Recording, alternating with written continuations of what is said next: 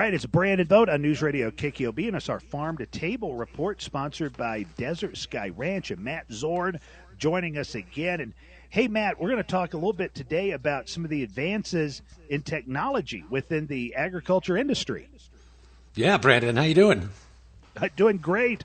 Hope you've had a good. great New Year so far. And this is kind of an exciting time for agriculture with some of the technological advances that are kind of commonplace now.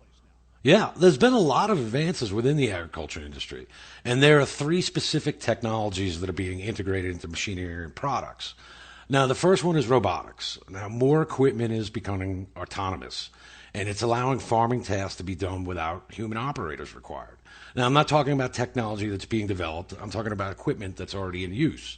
So if you want to get fields prepared for the growing season, if you want to get some seeding and planting done, if you want to address things like weed removal, if you want to monitor the crops and collect data on their growth rate or harvesting different types of crops, they have self-directed machines that can do all these things right now. Now, they haven't been implemented on a very wide scale yet, but they are here and they're in use. Now, the second thing is connectivity. It's sometimes referred to the Internet of Things, or IoT. And this allows different devices with sensors and cameras and software to connect and exchange data with each other over the Internet, basically creating a network.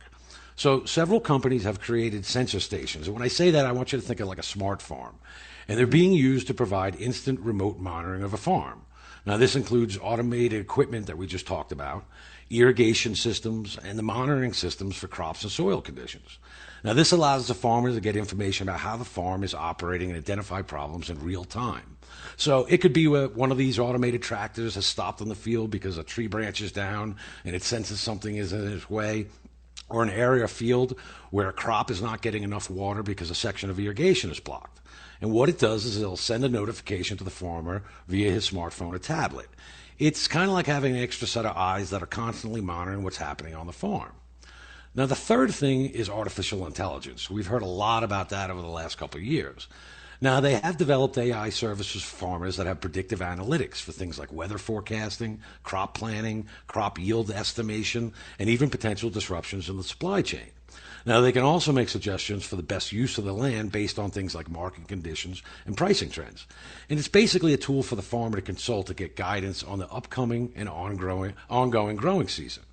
Now, these technologies are being introduced for three reasons: increasing productivity, controlling input costs, and addressing the lack of available labor in the agriculture industry. Now, that's the goal. Now, the reason it's so interesting is because of the timing. There's something else happening as these technologies are being introduced.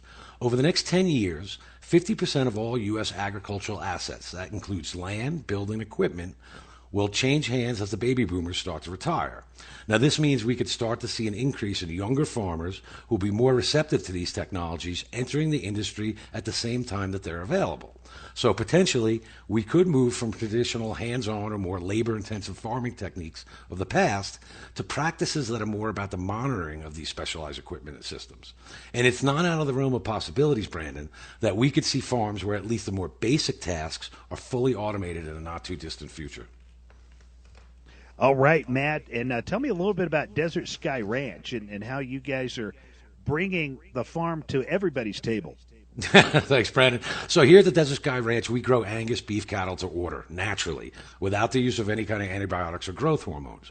And we do that because we believe that people should have a choice of knowing where their food is coming from, as well as a healthy alternative to feed their families. So we invite listeners to learn about how our program works. They can go to dsrcattle.com, or they can call us at 505-864-3900. All right, thank you, Matt Zorn, DSR Cattle, with our Farm to Table report on News Radio KKOB.